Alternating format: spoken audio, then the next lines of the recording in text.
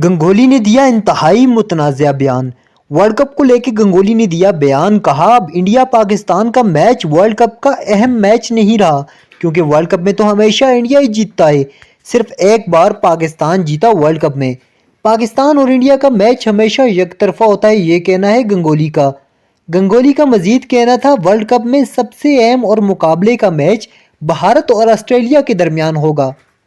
शायद गंगोली ये भूल चुके हैं कि वर्ल्ड कप का असल और मुकाबले का मैच पाकिस्तान और भारत के दरमियान में ही होगा।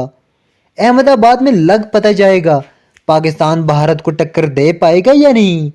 1 लाख से ज़ायद तमाशाई इस मैच को ग्राउंड में एंजॉय करेंगे, जबकि करोड़ों शायकीन टीवी पे इस मुकाबले को देखने के बेताब हैं।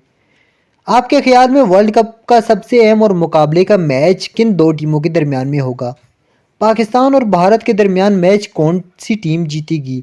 अपनी कीमती राय का इजहार ज़रूर कीजिएगा। स्पोर्ट्स से रिलेटेड वीडियोस देखने के लिए हमारे चैनल को ज़रूर सब्सक्राइब कीजिएगा।